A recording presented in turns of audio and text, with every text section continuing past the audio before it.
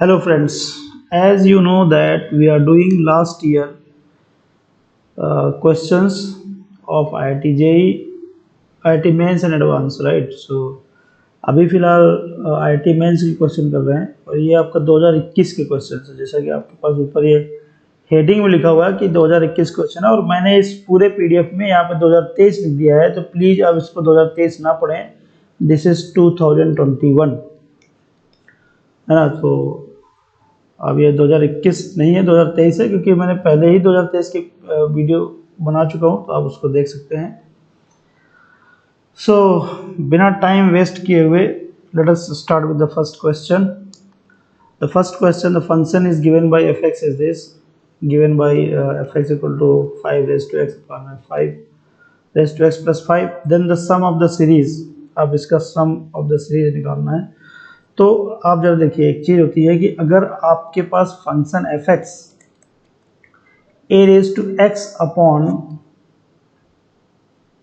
A raise to x plus a type का है, अगर आपका फंक्शन कुछ ऐसा है तो उसमें एक खास बात होती है। क्या खास बात होती है? F of a plus f of 2 minus A, right, it is always 1। आप इसमें ये चीज रख के आप दे सकते हैं f of a plus f of 2 a minus 1 equal to 1। तो अगर आप ध्यान से देखोगे इस पूरे फंक्शन में, तो क्या लिखा हुआ है? एफ ऑफ 1/20, इधर पे लिखा हुआ है एफ ऑफ 39/20। तो 39/20 को आप क्या लिख सकते हो? 39/20 को आप लिख सकते हैं यहाँ पे 2 माइनस 1/20, है ना। तो मतलब जो आपके पास फंक्शन है बेसिकली क्या है? F of 1/20 plus f of 2/20 plus f of 3/20 plus dot dot dot in the last it is f of 39/20, है ना। तो अगर मैं देखूंगा तो इसकी और इसकी टोटल टर्म आप देखो कितने हैं, right, how many terms are there? Total term आपके पास यहाँ पे 39 है। कितने टर्म है? देखो 1 से शुरुआत है, कहाँ तक है? 39 है। तो पेयर कितने बनेंगे? पेयर आपके बनेंगे यहाँ पे 19 पेयर बनेंगे, 19 पेयर बनेंगे, राइट। 19 टू 38 और एक बचेगा। तो किस नंबर वाला बचेगा आपके ध्यान देना पड़ेगा, कौन सा नंबर वाला बचेगा? एक जो बचेगा वो बेसिकली बचेगा मेरे ख्याल से 20/20 वाला बचेगा, एफ ऑफ 20/20 वाला बचेगा बीच में। बाकी सबके पेयर बन जाएंगे, तो मतलब एफ ऑफ 1 वाला बचेगा, बाकी सब के सब पेयर बन जाएंगे। तो जो 19 पेयर बनेंगे तो उसमें उसका आंसर तो 19 हो जाएगा, क्योंकि अब जब ये पहले नंबर वाला इधर से first term from the beginning and the last first term from the end, इनका सम कितना होगा? 1 होगा। ऐसे ही second term from the beginning and the second term from the last, इनका भी सम कितना होगा? तो इस तरीके से टोटल कितना आ जाएगा? 19 आएगा। और एक बच्चे के बीच में 20/20 वाला, तो इसके लिए क्या कर लोगे? इसके लिए ये एफ ऑफ 1 हो जाएगा। तो एफ ऑफ 1 बेसिकली आपके पास एफ एक्स क्या दिया गया है? एफ एक्स दिया गया है यहाँ पे 5 रेज़ टू एक्स अपॉन कितना? 5 रेज़ टू एक्स प्लस 5 दिया गया। तो एक्स इक्वल टू 1 रख लीजिए, तो ऊपर कितना आ जाएगा? एफ ऑफ 1 की वैल्यू कितनी आ जाएगी? 5 अपॉन में 10, दैट इज 1/2। तो उधर 19 आ चुका है plus 1/2, that is nothing but 39/2 is the answer. I hope you got the point. Only thing is that you need to remember, if the function looks like this, you are supposed to consider this property. This is what is the key point. अगर आप इतना जानते हैं, there is nothing in the question, I will consider this is a bonus question in the exam. अगर जिस exam में ये question आया तो ये बोनस क्वेश्चन, ये क्वेश्चन कभी भी गलत नहीं होने चाहिए। Now look at the second question. Let us move to the second question. Second question में क्या है कि x denote the total number of 1 function from the set A with 3 elements to the set B with 5 elements. बहुत सही बात है। एक set है A जिसके अंदर 3 एलिमेंट्स हैं, 3 एलिमेंट्स। दूसरा सेट B है, इसके अंदर आपके पास कितने हैं? 5 एलिमेंट्स हैं। कह रहा है 1 फंक्शन है फ्रॉम A टू B, है ना। तो इसको कह रहा है कि इस तरह के जो नंबर आएगा तो उसको हम x कहेंगे। क्या कहेंगे? x कहेंगे। तो x इक्वल टू बेसिकली क्या आएगा? देखो यहाँ पे 3 एलिमेंट है, मान लीजिए A B C 3 एलिमेंट है, और इधर मान लीजिए 5 एलिमेंट है। कौन से? P Q R S T, हाँ चलो ठीक है। तो ए को मैप करने के लिए मेरे पास कितने ऑप्शन है? 5 ऑप्शन है। और बी को मैप करने के लिए 4 ऑप्शन है। सी को मैप करने के लिए मुझे 3 ऑप्शन है। 3 ही एलिमेंट है, 1 1 मैपिंग है, तो इसलिए टोटल फंक्शन कितने आ जाएंगे इस तरीके से? टोटल फंक्शन इस तरीके से आ जाएंगे 60। तो कहने मतलब एक्स की वैल्यू आपके पास क्या आ गई? 60 आ गई। Y denote the total number of 1 1 function from the set A to A cross B. अब बताइए ए क्रॉस बी के अंदर कितने एलिमेंट हो जाएंगे? ए में आपके पास है 3 एलिमेंट्स और बी में आपके पास है 5 एलिमेंट। तो ए क्रॉस बी में टोटल नंबर ऑफ एलिमेंट कितने होंगे बालक? ये होंगे 15। अब आपको ए से कहाँ जाना है? ए क्रॉस बी में जाना है। ए के अंदर कितने एलिमेंट हैं? 3 एलिमेंट हैं। तो जो पहला एलिमेंट आप मैप करेंगे, पहला एलिमेंट जब आप मैप करेंगे तो उसको आप कितने तरीके मैप कर सकते हैं? 3 एलिमेंट है ए बी सी, इधर 15 एलिमेंट है। तो पहला एलिमेंट मैप करने के लिए आपके पास 15 ऑप्शन होंगे। दूसरा वाला एलिमेंट मैप करने के लिए आपके पास कितने ऑप्शन होंगे? 14 ऑप्शन होंगे। तीसरा वाला एलिमेंट मैप करने के लिए आपके पास कितना ऑप्शन होगा?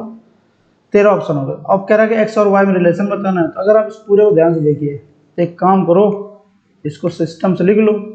ये जो 15 लिखा ना 15, इसमें 4 का मल्टीप्लाई कर लो तो ये बन जाएगा 60। तो आप यहाँ पे x लिख पाएंगे इंटू 14 इंटू कितना 13 अपॉन कितना 4, क्योंकि आपने 4 का मल्टीप्लाई किया तो डिवाइड भी करेंगे। तो अब इसकी जगह आप रख देंगे x, रख दीजिए x। तो y को कितना बन जाएगा?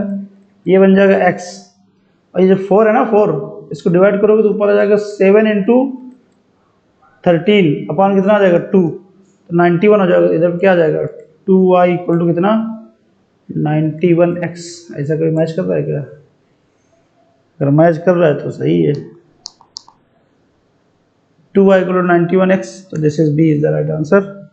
I hope you got the point. It is also a very good question, you have to attempt this at any case. अगर आपको ऐसे क्वेश्चन में आपसे गलती हो जाती है तो समझ लीजिए कि you are having some trouble with the question. Now look at, let us move to the further. आपको एक क्वेश्चन यहाँ दिया गया है, यहाँ पे अगर आपको समझ में नहीं आ रहा, मेरे ख्याल से इतना पोर्शन समझ में आ ही रहा होगा। और a अल्फा इक्वल 1 दिया गया है, b और b a plus a alpha equal 1 दिया गया है, b प्लस बीटा इक्वल 2 दिया गया है। और आपको एक फंक्शन दिया गया क्या? a of a into f of x plus alpha of 1/x। इधर क्या दिया गया है? bx plus beta by x and simply x does not equal to 0। तो तुमसे कह रहा है एक वैल्यू निकालनी है। किसकी वैल्यू निकालनी है? F of x plus f of 1/x upon में x प्लस 1/x, इसकी वैल्यू निकालनी है ना। 2021 के क्वेश्चन है। और एक चीज और दिया गया, a plus a alpha equal to दिया गया 1 और b plus beta equal to दिया गया आपके पास 2। So these are the 2 additional informations are given and this function is given. You are supposed to find out the value of this much. So what is to be done? Whatever given in the form of function, so you replace in x by 1/x. तो यहाँ पर जो कुछ भी जहाँ पे x लिखा उसको आप क्या लिख दीजिए 1/x लिख दीजिए। क्या बन जाएगा आपके पास? ये a बन जाएगा, यहाँ पे f ऑफ 1/x बन जाएगा, प्लस यहाँ पे अल्फा f ऑफ x बन जाएगा इक्वल्स टू ये आपके पास b/x बन जाएगा, यहाँ पे बीटा x बन जाएगा। और चूंकि x does not equal to 0 तो ये काम करने में कोई दिक्कत वाली बात नहीं है। ये जो दिया गया इसको आप क्वेश्चन नंबर 1 मान लीजिए, इसको आप क्वेश्चन नंबर 2 मान लीजिए। So now what will you get? आप 1 और 2 को ऐड कर दो। जब 1 और 2 को ऐड करोगे, देखो यहाँ पे a fx लिखा हुआ है, यहाँ पे अल्फा fx लिखा हुआ है। दोनों से अगर आप कॉमन करोगे fx तो क्या मिलेगा? a प्लस अल्फा fx मिलेगा। हमने इक्वेशन नंबर 1 और 2 को ऐड करने के लिए काम कर रहे हैं। तो यहाँ से fx आ जाएगा, प्लस यहाँ पे देखो ये क्या लिखा है, इधर पे a f ऑफ 1/x लिखा हुआ है, यहाँ पे अल्फा f ऑफ 1/x लिखा है। तो दोनों से आप क्या कॉमन कर लो? क्या कॉमन कर लो भाई? दोनों से कॉमन कर लो f ऑफ 1/x। ऐसे ही आप इधर आइए, इधर पे क्या मिलेगा? इधर पे मिलेगा b इन ब्रैकेट नॉट। आप यहाँ पे क्या करेंगे? आप यहाँ पे ये करना है कि यहाँ पे देखो बीटा x लिखा है और यहाँ पे क्या लिखा है? बीटा 1/x लिखा है। और यहाँ bx लिखा है, यहाँ bx। तो आप b कॉमन करेंगे, अंदर आएगा x plus one by x, am I right? आपको b प्लस बीटा चाहिए यार, उसकी वैल्यू गिवन है, तो b प्लस बीटा लाने के लिए आप क्या करेंगे? तो आप एक काम करो, यहाँ पे x कॉमन करो इससे, bx के और बीटा x से, तो आप x कॉमन तो अंदर कितना आएगा? अंदर आएगा b प्लस बीटा, समझ गया जी। फिर यहाँ से क्या कॉमन करो, 1/x कॉमन करो, अंदर कितना आएगा? b plus beta. Very good, now we are going ahead. a plus a alpha दिया गया 1, a प्लस a अल्फा दिया गया 1, तो आपको पास क्या मिल गया यहाँ पे? यहाँ मिला आपके पास fx plus f of 1/x, इनकी वैल्यू 1 1 दी गई तो आपने यहाँ पर रख दिया। b प्लस बीटा दिया गया 2, तो यहाँ से आप कॉमन कर लेंगे 2, अंदर आएगा x प्लस 1/x, और इस वाले पोर्शन को इसके नीचे ले आएंगे, तो आपके पास आ जाएगा f of x plus f of 1/x upon x plus 1/x equal कितना आया? 2। आपको इसी वैल्यू निकालनी थी, इसकी वैल्यू आप निकाल दिया, आंसर कितना आ गया? 2 आ गया। Again I hope you got the point. आगे क्वेश्चन जरा देखिए, ये क्वेश्चन आपको हो सकता है समझ में ना आ रहा हो, तो मैं आपको एक चीज बता देता हूँ। यहाँ पे दो फंक्शन की बात कर रहा है, एक बात कर रहा है fx की, और fx r to r defined है। fx की जो फंक्शन दिया गया वो क्या दिया गया है? 2x माइनस 1, डिफाइंड इस तरीके से। एक बात कर रहा है gx की, फंक्शन डिफाइंड है gx equal to x minus 1/2 x minus 1 तक। और ये क्या बात कर रहा है यहाँ पे? कह ये रहा है कि जो g का डोमेन है तो ऑफ कोर्स रियल नंबर से 1 माइनस करना पड़ेगा, और को डोमेन इसका रियल नंबर ही है, कोई दिक्कत वाली बात ही नहीं। और f के बारे में तो डोमेन भी रियल है और को डोमेन भी रियल है, तो आपको कंपोजिट फंक्शन, एक composite function f of gx की बात करनी है। कह रहा है f ऑफ gx कैसा होगा? क्या ये 1 1 है, ऑन टू है? पहला ऑप्शन 1 1 ऑन टू की बात कर रहा है, दूसरा option onto but not 1 1 की बात कर रहा है, तीसरा option neither 1 1 not onto की बात कर रहा है, चौथा option 1 1 but not onto की बात कर रहा है ना? तो ये आपके पास क्वेश्चन दिया गया है, तो क्या करेंगे? बस सिंपली सबसे पहले तो आप क्या करोगे? सबसे पहले आप f ऑफ gx निकालिए, f ऑफ gx निकालिए। f ऑफ gx का मतलब क्या हुआ? f में जहाँ जहाँ x है वहाँ आप gx रख देंगे, तो यहाँ क्या आएगा? 2 इंटू gx माइनस 1 आएगा। अब gx की वैल्यू क्या है? तो 2 इंटू gx वैल्यू क्या है बेटा? x माइनस 1/2 अपॉन कितना है यहाँ पे?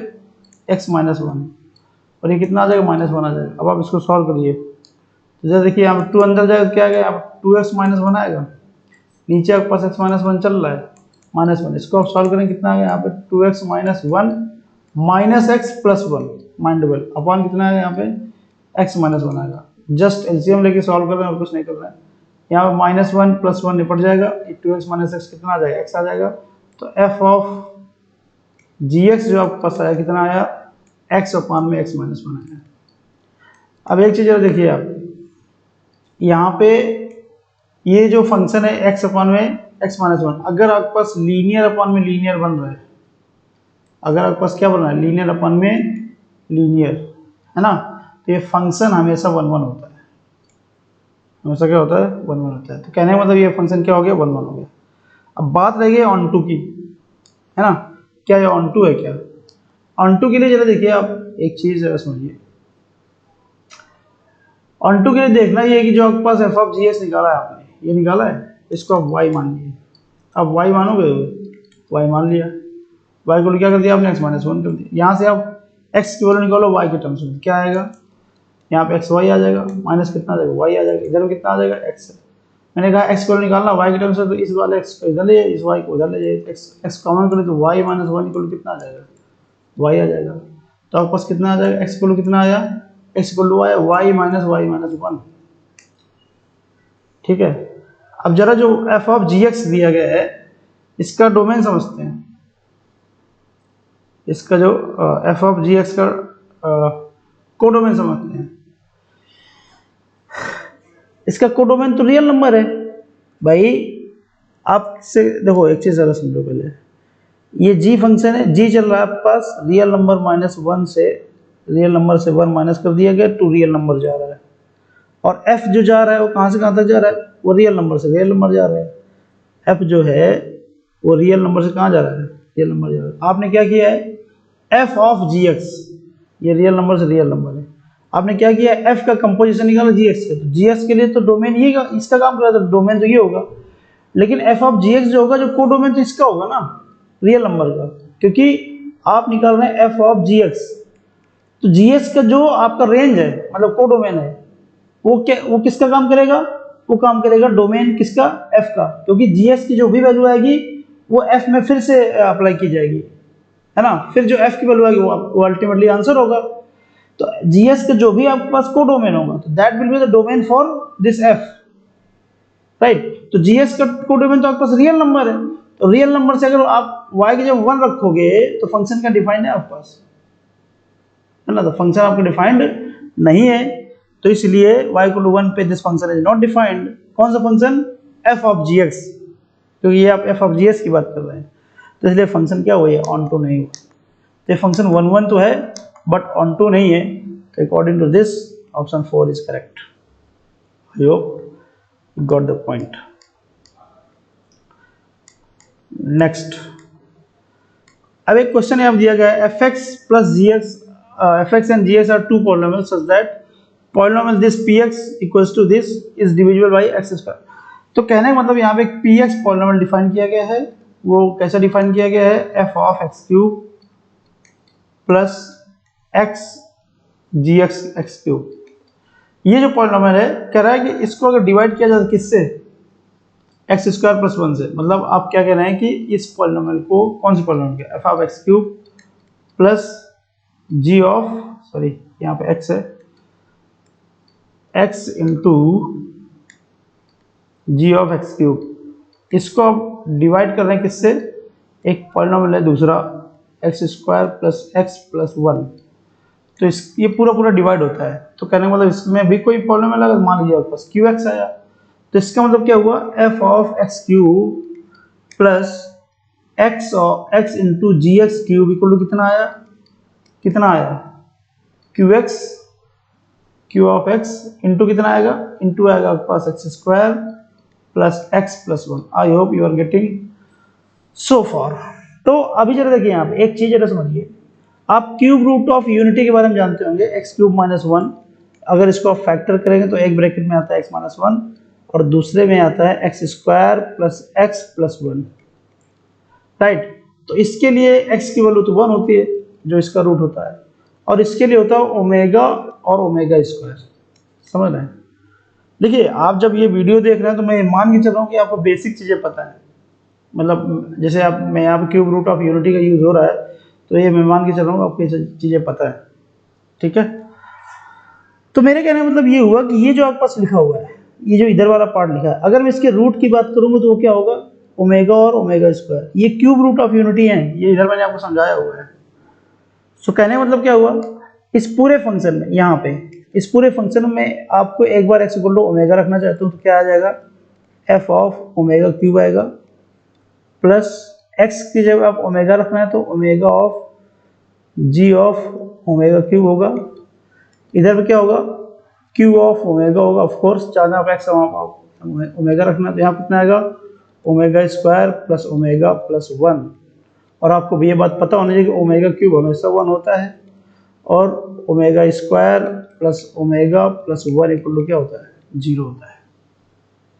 तो कहने का इधर वाला पोर्शन क्या हो गया, 0 हो गया। तो आपके पास मिला क्या, एफ ऑफ ओमेगा क्यूब, मैंने ओमेगा क्यूब की वैल्यू बताई 1, एफ ऑफ 1 हो जाएगा, प्लस यहाँ पे ओमेगा आएगा, फिर से जी ऑफ ओमेगा क्यूब, तो इसकी वैल्यू भी 1 हो गई, इधर कितना आया, 0 आया। जरा आप इक्वेशन नंबर इसको आप 1 मान लीजिए।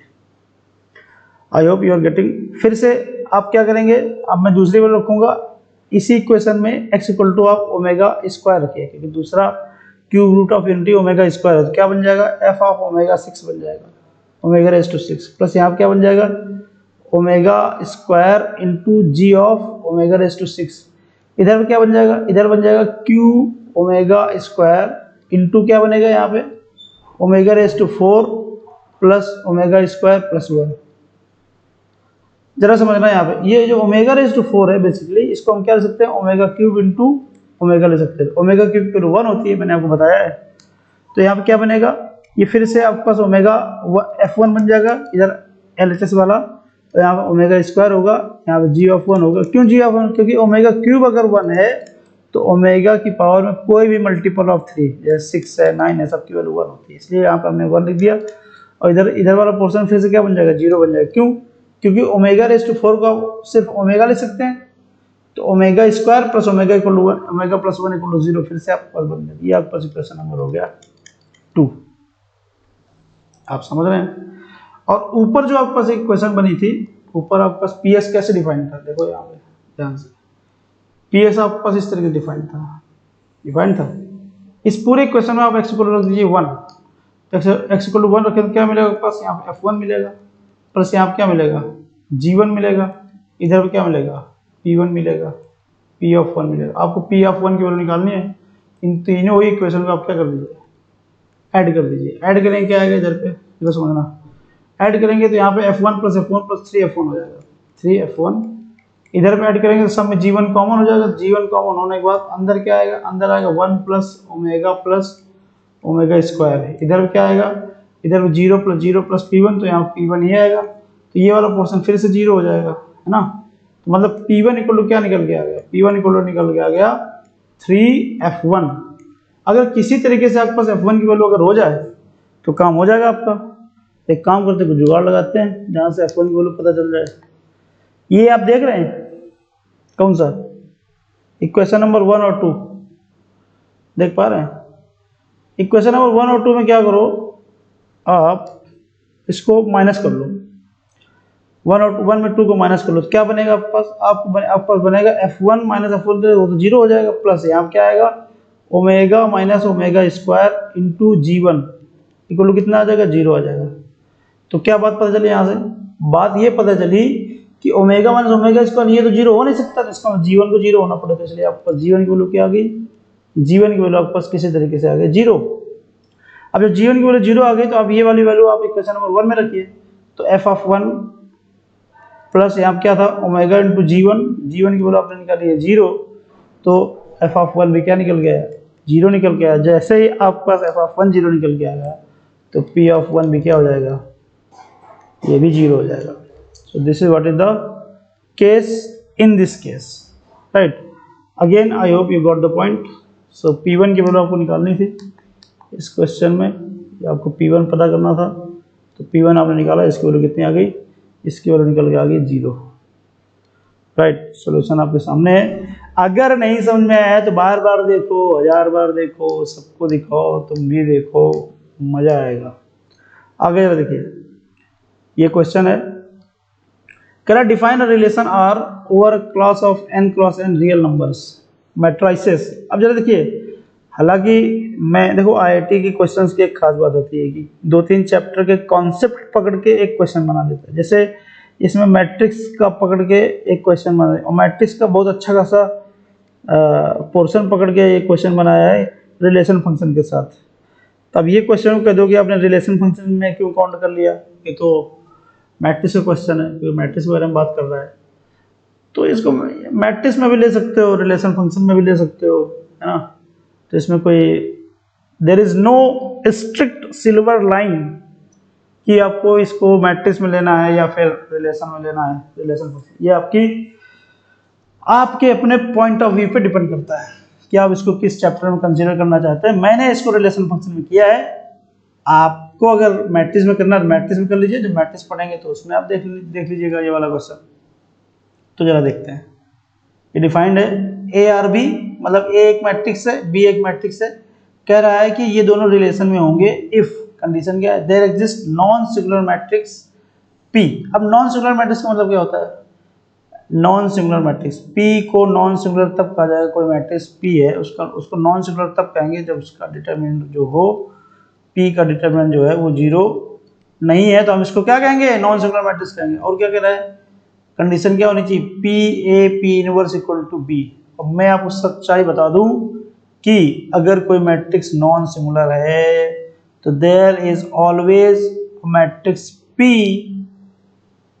सच that P A P inverse equal to B. बिल्कुल सच्चाई है इस बात की।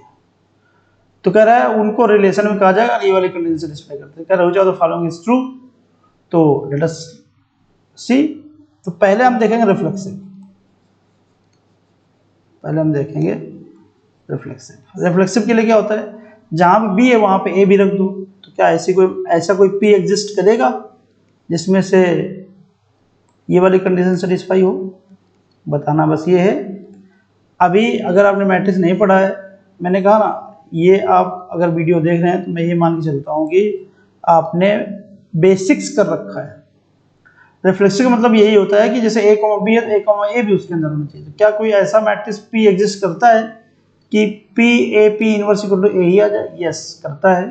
आप पी जो है ना, पी इक्वल टू आप आइडेंटिटी मैट्रिक्स ले लीजिए। क्या ले लीजिए? पी इक्वल टू आप आइडेंटिटी मैट्रिक्स ले लीजिए। तो उस केस में ये तो कह रहा है ना कि ए और ए या फिर ए और बी रिलेशन में कहा जाए if there exist a non singular matrix, कम से कम एक ऐसी नॉन सिंगुलर मैट्रिक्स एग्जिस्ट होनी चाहिए जो इस बात को सेटिस्फाई करे। तो हमने ये बात पता कर लिया, रिफ्लेक्सिव होने के लिए ए जो पी है वो आइडेंटिटी मैट्रिक्स हो जाएगा, तो आपका एक काम हो जाएगा। जब आइडेंटिटी मैट्रिक्स का मतलब ये होता है कि उसका इनवर्स भी वही होता है, उस मैट्रिक्स का इनवर्स भी क्या होता है? वही होता है। और क्या होता है? और ये होता है कि आई ए इक्वल टू ए ही होता है, या फिर I inverse A equal to A ही होता है। तो ये होता है आइडेंटिटी मैट्रिक्स की खास बात। तो रिफ्लेक्सिव होने में हमें कोई दिक्कत वाली बात नहीं है। अब आते हैं सिमेट्रिक की। अब सिमेट्रिक का मतलब क्या होता है? सिमेट्रिक का मतलब होता है जहां पे बी है वहां पे ए रख दो, और जहां पे ए है वहां बी रख दो। तो पहली बात, जो ओरिजिनल चीज दी गई वो क्या दी गई है? Let us take the original things. P A P inverse equals to क्या दिया गया? बी दिया गया है। समझ गए? सिमेट्रिक होगा अगर क्या होगा? इफ क्या हो? पी ए नहीं बी, जहाँ पे ए है तो वहाँ बी रखना है। इनवर्स इक्वल टू क्या हो जाए? अपना ए हो जाए। अगर ऐसी बात हो जाती है तो हम कह देंगे सिमेट्रिक है।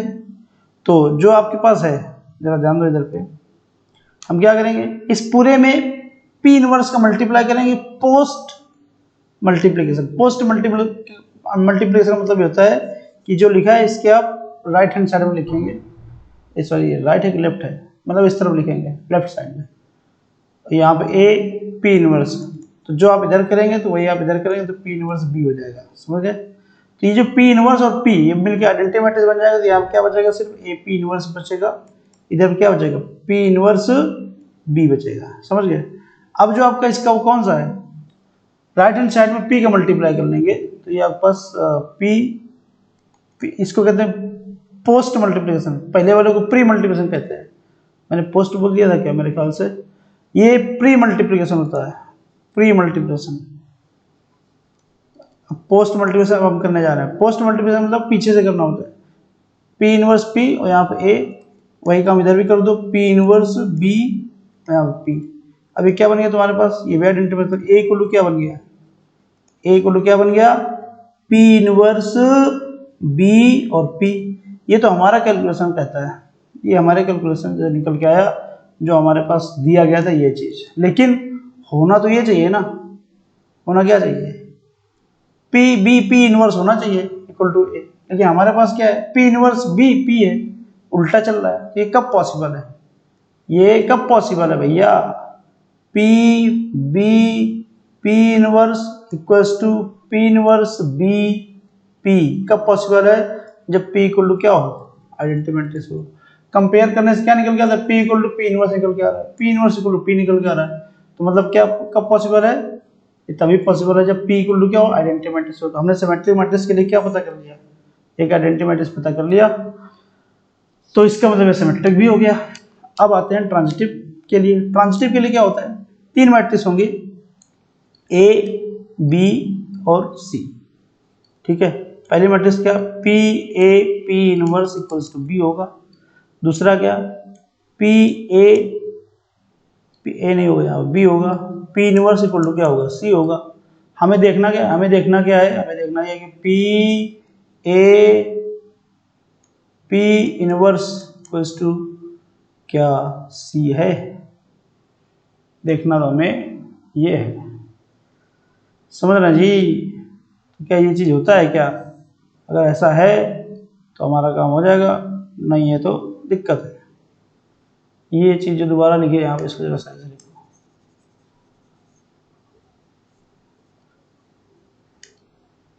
यहाँ पे क्या है, P B P inverse equals to C. क्या ऐसी चीज है क्या यहाँ पे, मतलब इस तरीके से कुछ बन सकता है क्या? ये जरूरी नहीं कि आप पी रहे, यहाँ पे दूसरा हो सकता है। मतलब यहाँ मैट्रिक्स ऐसी होनी चाहिए, नॉन सिंगुलर होना चाहिए जिसका ये चीज सेटिस्फाई हो रहा है बस। तो जरा हम ये दो चीज आपके पास होती हैं, इनको इनसे इस्टेब्लिश करके इनसे कुछ ये वाले इस्टेब्लिश करना होता है। अगर इस तरीके से यहाँ से क्या करो, ये बी आपके पास ये है तो बी की वैल्यू इसमें सेकंड वाले में डाल दो, तो पी बी की वैल्यू आप डालने जा रहा है तो पी ए पी इनवर्स और पी इनवर्स इक्वल टू सी। अब आप क्या देख रहे हैं इसको, यहाँ पे पी स्क्वायर लिखा हुआ है, ए लिखा हुआ है, यहाँ पे कितना है, यहाँ पे क्या लिखा पी स्क्वायर का इनवर्स लिखा हुआ है इक्वल टू क्या कर लीजिए सी। तो पी स्क्वायर को आप मान लीजिए क्यू, तो क्या बन गया क्यू ए क्यू इनवर्स बन गया इक्वल टू सी। तो इसका मतलब क्या होगा, इसके लिए हमने एक मैट्रिक्स निकाल लिया क्यू जो कि नॉन सिंगुलर भी है और सेटिस्फाई भी करता है, तो इसलिए क्या बन गया, ट्रांजिटिव बन गया। और एक ऐसा रिलेशन जो रिफ्लेक्सिव सिमेट्रिक ट्रांजिटिव होता है उसको हम इक्विवेलेंस क्लास कहते हैं, इसलिए इसका ऑप्शन जो होगा C is the right answer, R is an equivalence relation. This is what is the correct answer for this. Now let us move further. अब आपको एक क्वेश्चन दिया गया है, एक फंक्शन डिफाइंड है r-3 टू r-1, फंक्शन आपके पास ये f(x = x-2 x-3) और दूसरा फंक्शन डिफाइंड है g(x = this) और कह रहा है कि find the sum of all the values of x for which this f inverse x plus g inverse x = 13/2। बहुत अच्छा क्वेश्चन है, बहुत इजी क्वेश्चन है। f inverse x plus g inverse x equal to कितना आपके पास 13/2। तो कुल मिला इसमें बस यही है कि आपके पास f इनवर्स x पता चल जाए, g इनवर्स x पता चल जाए, डोमेन रेंज में कोई दिक्कत वाली बात ही नहीं है, क्योंकि f इनवर्स x की बात बोला है तो इसका मतलब f इनवर्स x एग्जिस्ट करता होगा, इस फ्रंट में आपको चिंता करने की बात नहीं है। g इनवर्स x बोला है तो g इनवर्स एग्जिस्ट करता होगा, इस फ्रंट में भी आपको कोई दिक्कत वाली बात नहीं है। तो बस आपको सिंपली fx को क्या दे रखा है, बस उस पर काम करना है, उससे इनवर्स निकालना काम हो जाएगा। fx को दे रखा है पास x-2 अपॉन x-3। सिंपली इसका इनवर्स निकालना है, इसको y के इक्वल मानिए, y की वैल्यू निकालिए x के टर्म्स में, x-2 इक्वल कितना हो जाएगा, यहाँ पे xy - 3y हो जाएगा, इसको आप इधर ले आइए, x - xy हो जाएगा, इधर पे 2 - 3y हो जाएगा। I hope you are getting right. तो यहाँ से आप x कॉमन कर लीजिए, 1 - y आ जाएगा, इधर भी कितना आ जाएगा 2 - 3y आ जाएगा, समझ रहे होंगे। ये कितना आ जाएगा, यहाँ पे x की वैल्यू आ जाएगी यहाँ पे 3y - 2 अपॉन y - 1। जब इस तरीके से निकला तो इसको आप f इनवर्स x कहेंगे, और इधर पे क्या होगा, इधर पे जहां जहां पे y है वहां पे x रख देंगे, तो 3x - 2 अपॉन में x - 1, ये आपके पास आ गया f inverse x। I hope you got the point. ऐसे ही आपके पास gx दिया गया है, gx को क्या दिया गया, gx को दिया गया, जरा ध्यान दीजिए, 2x - 3 दिया गया, gx को दिया गया 2x - 3। मैंने कहा आप इसको y मान लीजिए, let us consider this as y। so find the value of x in terms of y, so x equal to you will get y plus 3 upon 2। मैंने कहा जब आपके पास x की वैल्यू निकल जाए तो इसको सिंपली g इनवर्स x कह दीजिए, इधर जहां जहां पे y है वहां आप x रख दीजिए, तो x plus 3 आ गया। अब तुमको क्वेश्चन में जाना है, f inverse x plus g inverse x को क्या दिया गया 13/2 दिया गया, f इनवर्स x का आपने क्या निकाला है 3x - 2 अपॉन x - 1 निकाला है, प्लस इसको निकाला x plus 3 इक्वल्स टू 13/2। अब सिंपली क्या करना है, सॉल्व करना है। और क्या करना है, 3x - 2 एलसीएम आएगा x - 1 plus x plus 3 into x - 1 upon x - 1 equals to 3/2 13/2 3/2 13/2। Okay, now just calculate 3x - 2, so you will get here x square, you know, plus 3x, oh not 3x, it is 2x, और minus 3 upon कितना आएगा, upon आएगा x - 1 equals to 13/2। so what will you get, it is x square plus 5x minus 5 into 2 by cross multiplication में कर लो, 2 को इधर भेज लीजिए, इधर 13 आएगा, 13x माइनस कितना हो जाएगा 13 हो जाएगा। बात समझ में आई होगी तो बताइएगा। यहाँ कितना आएगा, ये आपके पास आएगा 2x² प्लस का 10x आएगा और इधर पे आ जाएगा तो माइनस का 3x बचेगा सिर्फ, बस समझ रहे हैं जी। इधर पे -13, इधर पे आपको कितना हो जाएगा 10 हो जाएगा। बात पकड़ में आ रही, माइनस का 10 और प्लस का 13 तो प्लस का 3 आएगा। सही बात है क्या? I hope you are getting. अब क्या करना है, अब तुमसे कह रहा find the value of x, तो x की जो भी वैल्यू होंगी ये तो अल्फा होगी तो बीटा होगी क्योंकि दो टर्म है, तो sum of the alpha plus beta क्या होता है -b/a, तो 3/2, तो 3/2 हो गया answer. I hope you got the point. x की वैल्यू अल्फा बीटा, x की वैल्यू का सम निकालना था तो आपने x की वैल्यू का सम निकाल लिया 3/2। ओ तेरी 3/2 तो आ ही नहीं रहा। Oh my God, so we have committed some mistakes here and there. So we have to watch this question again. Where is the problem? This is x minus 2, xy minus 3y. So 3y, you kept 3y this side only, you bring this xy here. So you are getting 3y minus 2 upon y minus 1, so you have to take x minus f inverse x. This is 3x minus 2 upon x minus 1, and the same thing you did here also. It is y plus 3 upon 2. Okay, यहाँ पे आपके पास 2 था upon में, आपने सिर्फ ले लिया x/3, this is what is the problem. तो यहाँ पे आएगा 2,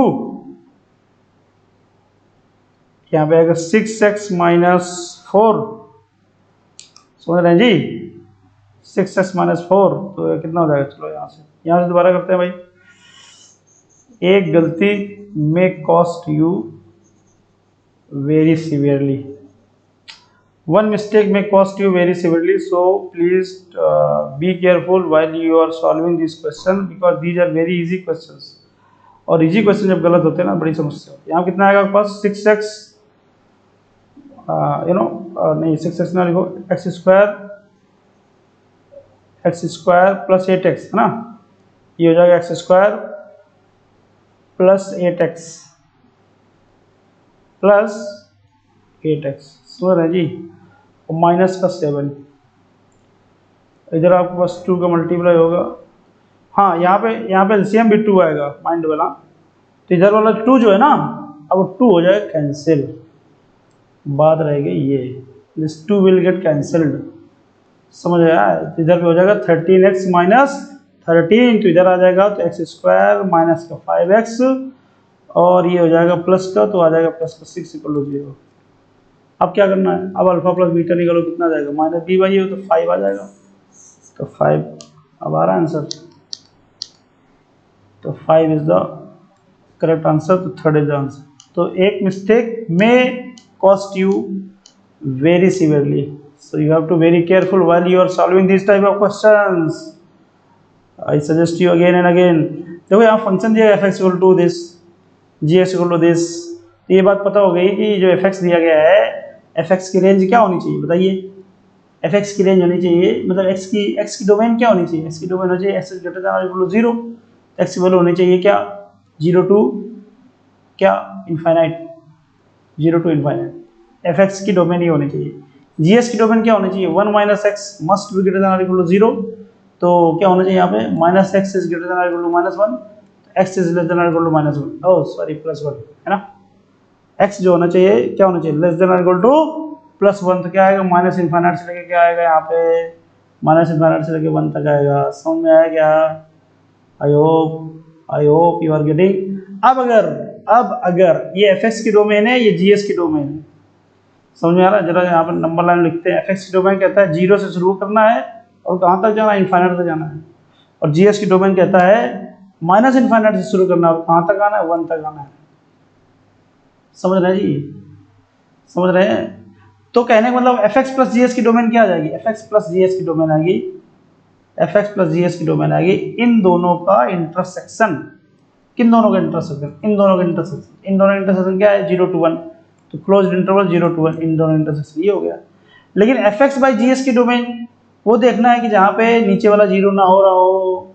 नीचे वाला 0 कब नहीं होगा, नीचे gx है तो 1 नहीं लेना होगा, 0, 1। लेकिन f बाई g तो है, लेकिन g बाई एफ भी है। ये देखना होगा जहाँ पे ऊपर वाला जीरो ना हो रहा हो। तो f कहाँ जीरो हो सकता है, जीरो पे जीरो हो सकता है, क्योंकि रूट एक्स दिया गया तो इसलिए जीरो कम 1 हो जाएगा। तो इसलिए अल्टीमेट डोमेन हमारे पास क्या बचा, 0 to 1, 0 to 1 बोले तो ये सी इज द राइट आंसर। बहुत इजी क्वेश्चन है भैया।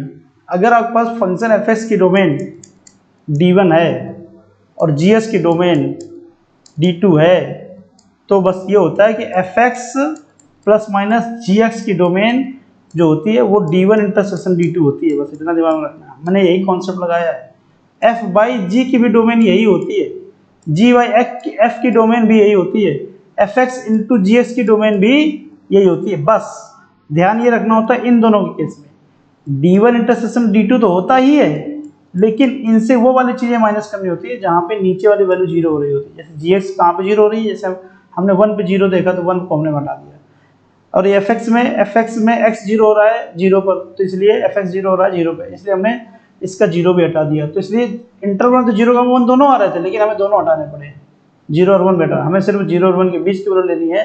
तो इसलिए हमने d1 इंटरसेक्शन d2 से क्या हटा दिया, 0, 1 हटा दिया। इसलिए फाइनल इंटरवल आपके पास जो बचा वो 0 to 1 के बीच में बचा। इस तरीके से डोमेन निकालते हैं। This is what is the concept behind this question, very easy question. Late us move further. अब जरा देखिए, ये बेसिकली सेट का ज़्यादा क्वेश्चन है, रिलेशन फंक्शन का कम है, लेकिन फिर भी मैंने इस क्वेश्चन को एंटरटेन किया, इसमें मैंने जगह दिया। तो जरा देखते हैं। बेसिकली इस तरीके से अगर कोई लिखो complex number z equal to x plus I Y type का अगर लिखा हुआ है, ये कॉम्प्लेक्स नंबर होता है। ये जो x को रियल पार्ट कहते हैं, y को इमेजिनरी पार्ट कहते हैं, ठीक है। तो इसको आर ई जेड का मतलब रियल पार्ट ऑफ z, वो कितना है x है, और आई एम जेड का मतलब होता है इमेजिनरी पार्ट ऑफ z, वो कितना है y।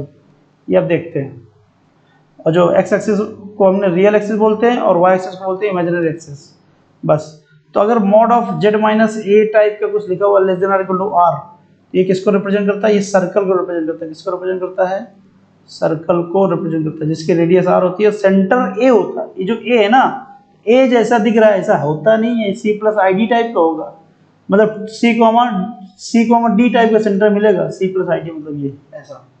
तो यहाँ पे जो दिया गया z माइनस 1 रूट 2, तो कह रहा है इसका जो सेंटर है वो क्या है 1,0, क्योंकि 1 उधर पे सिर्फ कॉम्प्लेक्स नंबर नहीं है, ओनली रियल नंबर 1, ठीक है। 1,0 रेडियस इसकी क्या है, रूट 2 है, तो रूट 2 यहाँ पे 1,0 होगा, रूट 2 होगा तो रूट 2 रेडियस रूट 2 होगा तो 1 से बड़ी वैल्यू होगी, 1 से बड़ी वैल्यू होगी वो इधर भी आ जाएगा, इधर भी आ जाएगा। तो इस तरीके से सेंटर इसका ऐसे होते हुए ये ऐसे बन गया। तो पहले वाला ग्राफ ये बना, इसके नीचे इसके अंदर का जितना पोर्शन है वो सब लिया जाएगा, बस अब ये समझ लो। और ये जो भी होगा ये रूट 2 है, आप यहाँ पे ये वैल्यू आप निकाल सकते हो, कोई दिक्कत वाली बात नहीं। अब जैसे देखिए यहाँ पे क्या लिखा, 1 माइनस आई इंटू जेड लिखा हुआ है। 1 माइनस आई इंटू जेड का मतलब क्या हुआ, 1 माइनस आई इंटू जेड। और इसका भी क्या हुआ, इसका भी रियल पार्ट कह रहा है आपसे, देख लो ध्यान से, real part of this 1 minus, तो रियल पार्ट ऑफ दिस इसका निकालना। तो पहले ये तो निकालो ये है क्या चीज़, तो 1 माइनस आई, एक तो ये लिखा, इंटू क्या लिखा, x plus I Y, Z का मतलब x plus I Y, multiply करेंगे कितना आएगा, ये आएगा x plus I Y minus I x minus I square Y, I square Y, Y square नहीं। और आपको पता है कि आई स्क्वायर आयोटा होता है, इसकी वैल्यू -1 होती है, इसकी वैल्यू -1 होती है। तो देखो यहाँ पे x, इन दोनों में आई आ रहा है, लेकिन यहाँ पे जब आई स्क्वायर जब -1 होते हैं तो प्लस का y आ जाएगा। तो रियल पार्ट सिर्फ ये है, इमेजिनरी पार्ट क्या आएगा, प्लस आई कॉमन कर लो, y माइनस एक्स, तो y माइनस एक्स क्या हुआ आपका, इमेजिनरी पार्ट हुआ। तो रियल पार्ट तुम्हारे पास क्या हुआ, x प्लस वाई। तो कहने मतलब इसका रियल पार्ट कितना आ गया, x प्लस वाई आ गया। और वो कह क्या रहा है, real part of x this is greater than or equal to 1, ये greater than or equal to 1 है, समझ गए। तो क्या करेंगे आप करेंगे कि x plus Y equal to 1 की एक लाइन ड्रॉ कर लेंगे, x प्लस ये 1 है, इसकी आपने लाइन ड्रॉ कर लिया, और कह रहा है कि x plus Y equal to 1 नहीं है, वो greater than or equal to 1 है। कहने का मतलब इससे बड़ी वैल्यू मतलब इस तरफ, तो इस तरफ वाला पूरा पोर्शन ऐसे आपके पास लेना है। I hope you are getting the point. अब तीसरे की बात करते हैं। तीसरे को कह रहे हैं imaginary part of z is less than or equal to 1। तो z आपके पास x प्लस आई वाई होता है, ये z होता है, तो इमेजिनरी पार्ट ऑफ z कितना होगा, imaginary part of z equal to कितना होगा, ये होगा y। और y की वैल्यू क्या होगी, less than or equal to 1 होगी। तो ये आपके पास क्या हुआ, less than or equal to 1। तो ये आपके पास हुआ, ये यहाँ पे 1 था, आपने y इक्वल टू 1 ऐसे ड्रॉ करना है, y इक्वल टू 1 ऐसे ड्रॉ कर लीजिए, y इक्वल टू 1 ऐसे ड्रॉ कर लिया। तो लेस देन का मतलब क्या हो, इसके नीचे की तरफ आना है। तो कॉमन पोर्शन कौन सा है, ये वाला कॉमन पोर्शन आया कि नहीं है, ये वाला कॉमन पोर्शन। बताइए इसके अंदर कितने पॉइंट हैं, इनफाइनाइटली मेनी पॉइंट्स हैं, कि सिंगलटन सेट है, कि 2 एलिमेंट है, कि 3 एलिमेंट है, आप बता सकते हैं। तो मेरे हिसाब से यहाँ पे इनफाइनाइटली मेनी पॉइंट्स है। मेरा क्या हिसाब, सबका हिसाब सही होना चाहिए, इसके अंदर इनफाइनाइटली मेनी पॉइंट्स हैं। तो अगर आपको इनको ड्रॉ करना आता है तो question was very easy, there was nothing in the question. So let us move further. अब ये क्वेश्चन जो है, ये पता नहीं क्यों दिया गया एग्जाम में, है ना। कह रहा है in school there are 3 types of games to be played, ठीक है। Some of the students play 2 types of games but none play all 3 games, which Venn diagram can justify this. कह रहा है नन प्लेज ऑल 3 गेम। तो कहने का मतलब यहाँ पे ऐसा होना चाहिए, कोई भी पोर्शन तीनों में नहीं आना चाहिए, बस ये देखना है। आप यहाँ पे ये देखो, अगर 3 गेम की बात करें तो यहाँ पे ये वाला पोर्शन ऐसा है जो तीनों में आ रहा है, तो मतलब ये वाले बच्चे तो ऐसे हो गए ना जो तीनों गेम खेलते हैं। आपसे कह रहा है नन प्लस 3 गेम्स, ये पोर्शन आ रहा है तीनों में, है ना। ये क्वेश्चन बताओ एग्जाम में आया आपके 2021 में, ठीक है। नन प्लेस 3 गेम कह रहा है, तो ये वाला पोर्शन देखो तीनों में आ रहा है, तो ये वाला पोर्शन यहाँ पे दिखाता है कि दीज प्ले ऑल 3 गेम्स। ऐसे यहाँ पे ये वाला पोर्शन क्या आ रहा है, तीनों में आ रहा है, these are also playing 3 games, all 3 games. ऐसे यहाँ पर भी these are also playing all 3 games, ठीक है। तो इसलिए तीनों में क्या है, कुछ पोर्शन ऐसा है जो तीनों में लाई करता है। इसका मतलब क्या हुआ, ये कोई भी वेन डायग्राम जो हमारा स्टेटमेंट है ऊपर का, कोई भी डायग्राम रिप्रेजेंट नहीं करता है। तो इसलिए इसका C is the right answer, none of these. आप देख सकते हैं, बहुत इजीली देख सकते हैं। ये देखो, ये पोर्शन तीनों में आ रहा है, ये पोर्शन तीनों में आ रहा है, ये पोर्शन तीनों में आ रहा है, और आपको ये बताना था कि नन प्ले ऑल 3 गेम्स। तो यहाँ पे तो कोई ना कोई ऐसा है कि जो 3 गेम खेल रहा है, तीनों में आ रहे हैं, इसलिए कोई भी वेन डायग्राम ऐसा नहीं जो हमारे क्वेश्चन की स्टेटमेंट को रिप्रेजेंट करता हो, इसलिए आंसर इसका हो गया none of the above. Now move further, question number 11, है ना। अगेन यहाँ पे आपके पास ये है इस तरीके से, और कह रहा है कि एक यहाँ पे इक्विवेलेंस रिलेशन डिफाइन किया जा रहा है, उसको रिप्रेजेंट इस तरीके से करते हैं। ये सब चोचले हैं बताने के, बस सीधे सीधे बोलो ना यार, इक्विवेलेंस रिलेशन है सेट और डिफाइंड बाय दिस। दुनिया भरी चीज़ें क्या बोलते हो कंफ्यूज करने के लिए। मतलब ए क्रॉस ए, इसके जो भी एलिमेंट होंगे ए क्रॉस ए, तो कैसे दिखेंगे, ए टाइप ए बी टाइप के दिखेंगे, और रिलेशन इसी में से इसी में डिफाइन किया जा रहा है। ऐसे रिलेशन ए में डिफाइन नहीं है, माइंड में ना, ए क्रॉस ए में डिफाइंड है। तो एक एलिमेंट इसका ए क्रॉस बी टाइप का दिखेगा, दूसरा एलिमेंट इसका सी क्रॉस डी टाइप का दिखेगा। अगर इनके बीच का रिलेशन की बात करो तो रिलेशन ऐसा है कि A D equal to B C, मतलब ए बी और सी डी को रिलेशन में कहा जाएगा, और इसको होल्ड करेंगे तो कह रहा है इस रिलेशन को होल्ड करते हुए 4,3 से कौन कौन एलिमेंट रिलेटेड होंगे। बस मेरी बात समझ में आ रही होगी। 4,3 से वो सारे एलिमेंट लिखने हैं जो 4,3 से रिलेटेड हैं, बस और कुछ नहीं है। 4,3 क्या मान लो आप, ए बी मान लो। तो जो आपने रिलेशन बॉक्स में बंद करके लिखा, तो जहाँ पे ए है वहाँ 4 रख दो, तो ये 4D आ जाएगा। इधर जहाँ पे बी है वहाँ पे आप 3 तो 3C आ जाएगा, ठीक है। अगर आप इसको सॉल्व करोगे तो क्या आएगा, D अपॉन में 3K, इधर पे क्या आएगा, C अपॉन में 4K। D अपॉन में 3 और C अपॉन में 4, K का मतलब यहाँ पे कुछ नहीं है, मैं थोड़ा सा इमोशनल हो गया इसलिए K लिख दिया। K लिखने की वजह ये थी कि इक्वल टू K मान लेते हैं, तो D equal to 3K type का एलिमेंट होना चाहिए, C equal to 4K type का एलिमेंट होना चाहिए, ऐसी बात कह रहा है। तो 4K जो है ना, 4K C D एलिमेंट निकाला ना, तो 4K 3K टाइप का एलिमेंट होने चाहिए। कैसे एलिमेंट होने चाहिए, 4K 3K टाइप के एलिमेंट हो चाहिए। अब K इक्वल टू 1 रखो, K इक्वल टू 1 रखोगे तो K इक्वल टू 1 रखो, क्या आएगा आपके पास, 4,3 आएगा, ठीक है। K इक्वल टू 2 रखो, क्या आएगा आपके पास, 8,6 आएगा। K इक्वल टू 3 रखो, क्या आएगा आपके पास, 12,9 आएगा। फिर क्या रखोगे, फिर ऐसे सकते हो आप 3 रखिए, 4 रखो 16, 12, फिर 5 रखो 20, 15, फिर 6 रखो 24, 18, और फिर क्या रखो 7 रखो 28, 21। अब इसके बाद 9 रख नहीं सकते, सॉरी 7 रखे, 8 रख नहीं सकते, 8 रखने 32 हो जाएगा। इसलिए कितने एलिमेंट हो गए, 7 हो गए, 1 2 3 4 5 6 7, तो 7 इज द राइट आंसर। मतलब इससे 4, 3 भी खुद रिलेटेड है ना, तो इस तरीके से हमने निकाल लिया, कोई दिक्कत वाली बात नहीं। I hope you got the point. There was, इसमें तो क्या है ना, इसमें तो ये सब रिलेशन है, इक्विवेलेंस रिलेशन, इसका कोई मतलब भी नहीं है। आपको सिर्फ AD इक्वल्स BC पता है, आपने उसी को ध्यान में करते हुए देख लिया कि AD प्लस BC कौन कौन सेटिस्फाई करेगा, किसके साथ, 4, 3 के साथ, बस चौकस काम हो गया आपका। तो ये बढ़िया नंबर लाने वाला क्वेश्चन है। अब आपके पास क्वेश्चन नंबर है 12th, right. I hope you are getting everything. Question number 12। अब फिर से इस क्वेश्चन नंबर में वही समस्या है कि ये क्वेश्चन दो जगह हो सकता है, एक तो डिफरेंशिएशन में हो सकता है। मैंने कहा ना IIT का मतलब ये होता है कि बहुत सारे कॉन्सेप्ट मर्ज करके एक क्वेश्चन को बनाना है ना, फिर उस क्वेश्चन को सॉल्व करना। तो ये क्वेश्चन आपका जो डिफरेंशिएशन में होना चाहिए था, यहाँ पे होना नहीं चाहिए था। यहाँ पे मैंने लाने का सिर्फ वजह ये थी, एक वर्ड है यहाँ पे रेंज लिखा है बस रेंज लिखा है इसलिए मैं यहाँ पे ले आया। हालांकि इसका बेहतर प्लेस कहाँ पे होना चाहिए, डिफ्रेंसिएशन वाले सेक्शन में जब हम करेंगे तो ये क्वेश्चन वहाँ होना चाहिए था, लेकिन हमने पहले ही कर लिया। कोई बात नहीं, जल्दी है हमें तो कोई बात नहीं, कर लेते हैं। फंक्शन कैसे डिफाइंड है, fx इक्वल टू डिफाइंड है, क्या डिफाइंड है कि 4a - 3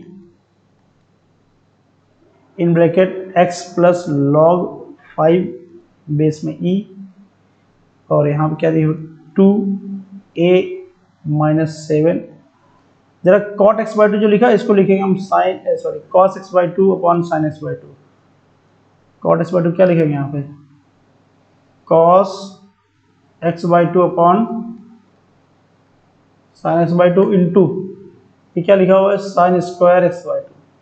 अब इसके स्क्वायर से कैंसिल हो जाएगा तो ऊपर क्या आ जाएगा, देखो ये 2 लिखा है तो 2 sin x/2 cos x/2 है। कहने मतलब fx को क्या बन गया आपके पास, fx को बन गया 4a - 3 in bracket x plus log base में e5 प्लस यहाँ बन गया a - 7 इंटू साइन x।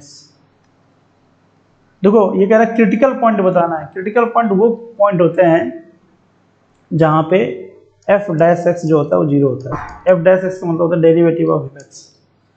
तो क्रिटिकल पॉइंट वो पॉइंट होते हैं जहाँ पे आपका f' क्या होता है, 0 होता है। तो इसका अगर आप f' निकालोगे, किसका, जो फंक्शन दिया गया है, फंक्शन आपने इस तरीके से बना लिया है, तो f' अगर ध्यान से देखो तो क्या निकल गया, देखो यहाँ पे log 5 तो कांस्टेंट है, इसका डेरिवेटिव 0 हो जाएगा, ये 1 हो जाएगा, बाकी इधर बात कांस्टेंट ही लिखा हुआ है। तो क्या आ जाएगा यहाँ पे आ जाएगा 4a - 3, तो you got the point, plus यहाँ पे क्या आएगा a - 7 इंटू क्या आएगा cos x आएगा, क्योंकि sin x का डेरिवेटिव cos x होता है। अब ये क्या होना चाहिए, ये होना चाहिए 0। जब ये 0 होना चाहिए तो आपके पास क्या वैल्यू निकल के आई, आपके पास ये वैल्यू निकल के आई, क्या आपके पास ये निकल गया, ये 0 होना चाहिए। तो आपके पास अगर मैं cos x की वैल्यू निकाल के देखूँ तो cos x तुम्हारे पास क्या आएगा, cos x निकल के आएगा 3 - 4a अपॉन में a - 7। और आपको a के बारे में बताना है, और आपको पता है कि जो cos x होता है, cos x की जो रेंज होती है वो -1 से +1 के बीच में होती है ना। cos x की वैल्यू हमने क्या निकाली हुई है, ये वैल्यू निकाली हुई है -1 से इनफाइनाइट, सॉरी -1 से इनफाइनाइट नहीं, -1 से 3 - 4a अपॉन a - 7 को लेते हुए कहाँ तक जाना है, 1 तक जाना है। तो इस तरीके से आपके पास है ना। आपको क्या करना है, आपको इसका सोल्यूशन निकालना है। ये जो आपके पास लिखा हुआ ना, इसका सोल्यूशन निकालना है। तो क्या करोगे आप, एक बार ये ले लो, एक बार ये ले लो, है ना। तो 3 - 4a अपॉन में कितना है, a - 7 है, और लेस देन इक्वल टू 1 है, सॉरी 1 है, 1 को इधर ले -1 हो जाएगा, ये a - 7 है। तो 3 - 4a अपॉन में a - 7 और ये -1 लेस देन इक्वल टू 0।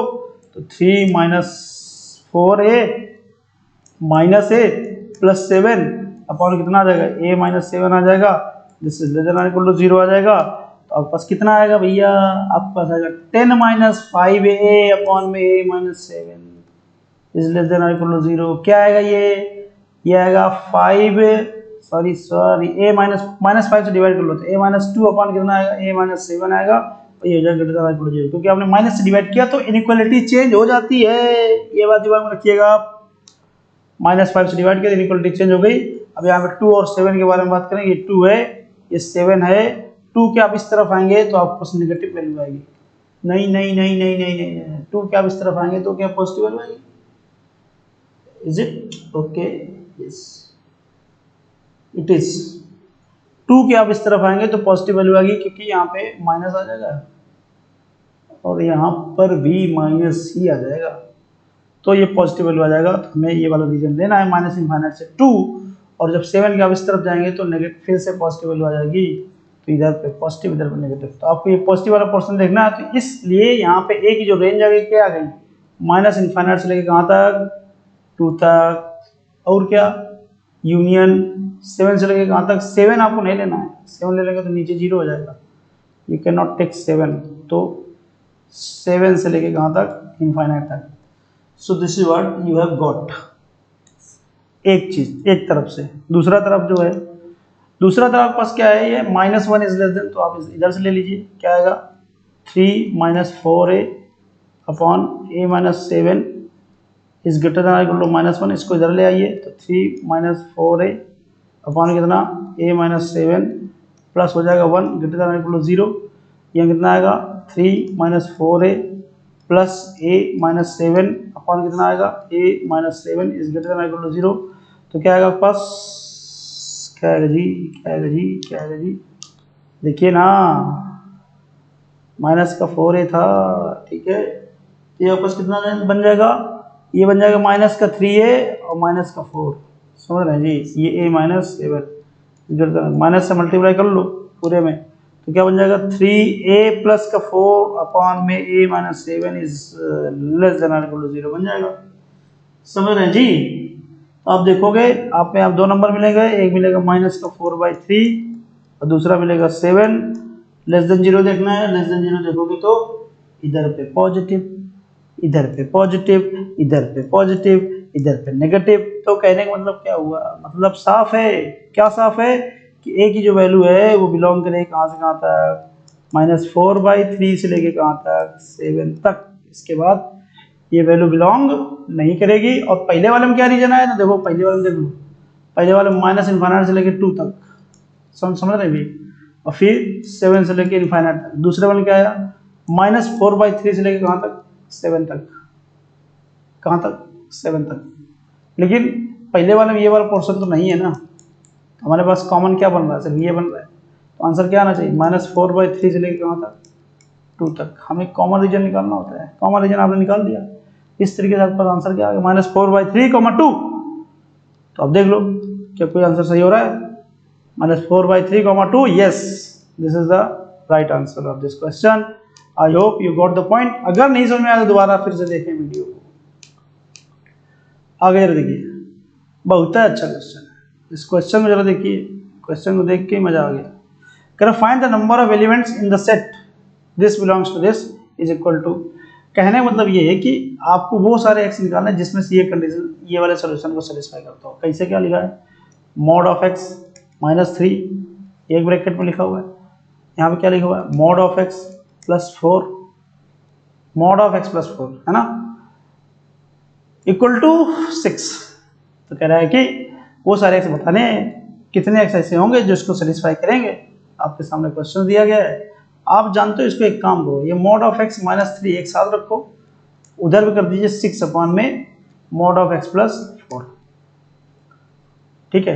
ये आपके पास फंक्शन मान लीजिए, इसको एफ एक्स मान लीजिए, इसको मान लीजिए जी एक्स, ठीक है। कहने मतलब ये दो फंक्शन का ग्राफ अगर हम ड्रॉ करें, ग्राफ ड्रॉ करने के बाद पता करें कहाँ पे दोनों फंक्शन की वैल्यू सेम आ रही है, तो वो ज़्यादा बेहतर चीज़ होगी। अगर आप ऐसे परेशान हो जाएंगे कहाँ से वैल्यू निकालना है, तो अगर मैं पहले वाले फंक्शन की बात करूँ, F of X equal to क्या लिखा है, mod of X -3, mod of X -3।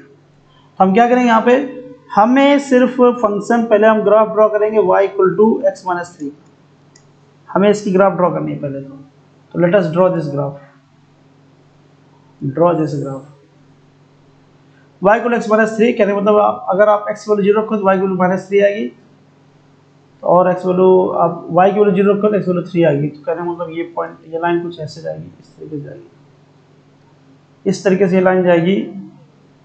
ये वाला पॉइंट होगा 0,-3, ये वाला पॉइंट होगा 0,3। अब चूंकि मॉड लगा, इसका क्या मतलब होगा, ये तो लाइन की क्वेश्चन हो गई, लाइन की ग्राफ हो गई। अब इसका मतलब क्या है, जो मॉड लगा है तो इसका क्या मतलब होगा, अगर कोई फंक्शन दिया गया है, अब उसमें x, जहाँ जहाँ x वहाँ से मॉड लगा दिया गया है, तो कहने का मतलब क्या होगा, कहने का मतलब ये होगा जो नेगेटिव x वाला है पोर्शन, अब वो नेगेटिव x की तरह बिहेव नहीं करेगा। कैसे बिहेव करेगा, जो पॉजिटिव वाला बिहेव करता है वैसे बिहेव करेगा। तो कहने का मतलब क्या, जैसा इधर ग्राफ मिलेगा वैसे इधर ग्राफ मिलेगा। तो क्या करोगे, करना ये है कि आपको क्या करना है, आपको करना ये है कि ये वाला पोर्शन यहाँ से हटा दोगे, ये वाला पोर्शन यहाँ से हटा दोगे, ग्राफ से ही हटा दोगे, क्योंकि नेगेटिव एक्स वाला पोर्शन, क्योंकि नेगेटिव एक्स रखोगे तो फिर से क्या बन जाएगा, पॉजिटिव ही बन जाएगा। तो नेगेटिव एक्स रखने से कोई ज़्यादा इफेक्ट ही नहीं है। अगर नेगेटिव रखने से वही आएगा जो पॉजिटिव में हो रहा था। पॉजिटिव में क्या हो रहा था, ग्राफ ऐसे बन रहा था, तो इसलिए नेगेटिव में भी ग्राफ कैसे बनेगा, नेगेटिव में ग्राफ ऐसे बनेगा। बस ये नीचे वाला पोर्शन हमने हटा दिया, ये हो गया इस वाले ग्राफ। अब हम दूसरे वाले ग्राफ, इसकी बात करते हैं।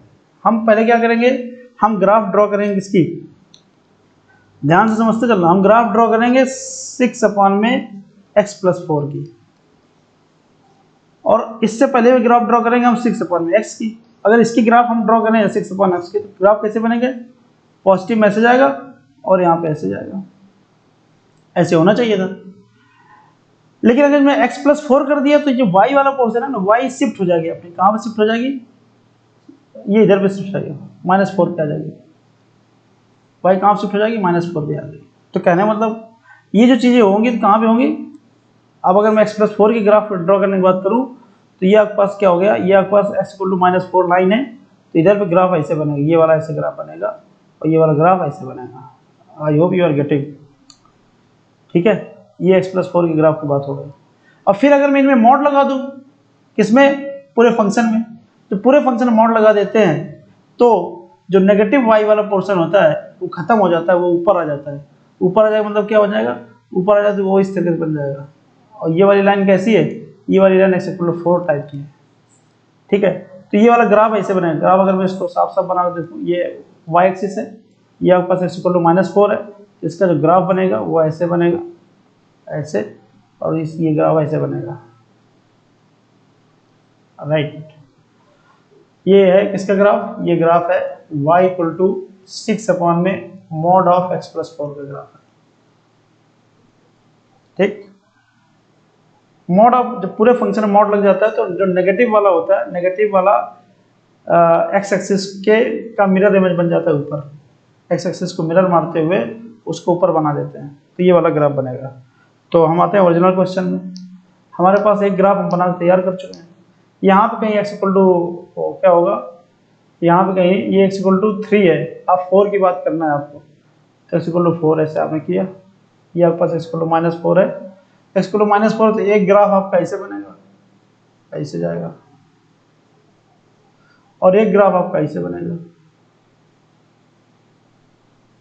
अब बताइए, ये ग्राफ आपस में दो जगह कटते हैं, एक यहाँ पे कटता है और यहाँ पे कटता है, तो इसके नंबर ऑफ सॉल्यूशन कितने हो गए, 2, इसलिए 2 इज द राइट आंसर। तो ग्राफ में अगर कॉम्पिटेंसी है तो there is nothing in the question, लेकिन अगर ग्राफ ही आपको ड्रॉ करना नहीं आता है तो यही क्वेश्चन इतना टाइम ले लेगा कि आप फिर समस्या हो जाएगी आपके लिए। So I hope you are getting the things. Look at question number 14. Let n be the number of natural numbers and the relation r on the n defined by this. आपको बताना है कि यह सिमेट्रिक है, reflexive है, transitive है।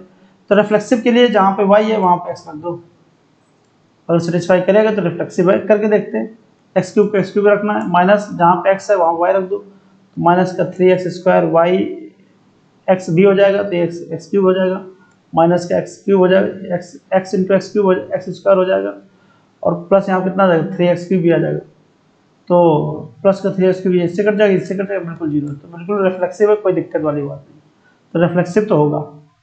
तो ना इधर रिफ्लेक्सिव, ये वाला ऑप्शन गया रिफ्लेक्सिव, या तो ये सही हो सकता है, आइदर दिस, और इन दोनों में दिक्कत है। अच्छा इक्विवेलेंस भी हो सकता है, अभी तो हमें वो भी नहीं पता ना, इक्विवेलेंस भी हो सकता है। अब आते हैं सिमेट्रिक में। सिमेट्रिक में क्या करना है, जहाँ पे x है वहाँ पे y रख दो, जहाँ पे y है वहाँ पे x रख दो। क्या फिर से यही क्वेश्चन बना रहेगा क्या? तो जहाँ पे x है वहाँ पे y रखना है तो y क्यूब बन जाएगा, माइनस जहाँ पे x है वहाँ पे y रखना है तो y स्क्वायर बन जाएगा, इंटू एक्स बन जाएगा, minus y into x square बन जाएगा, plus 3x square 3x cube बन जाएगा इक्वल टू 0। क्या ये वही क्वेश्चन है? नहीं है, तो इसलिए ये सिमेट्रिक नहीं है, इसलिए ये वाला रिलेशन गया और ये वाला भी गया। तो आपका ऑप्शन बचा second is the right answer, right. So तो this is how we proceed, मतलब हमें स्मार्टली क्वेश्चन को अप्रोच करना है, हमें उसमें बहुत ज़्यादा काम नहीं करना है, आपके पास टाइम नहीं होता है एग्जाम में, है ना। तो स्मार्टली इस क्वेश्चन को अप्रोच करना था, हमने कर लिया। आज के वीडियो में मैं इतना ही करूँगा, इसके बाद जो बाकी जो क्वेश्चन बचे हुए तो उसको नेक्स्ट पार्ट में लेकर आऊँगा। अगर if you feel this video is beneficial to you, please like and subscribe our channel. All the best, we will meet in the next video. Thank you.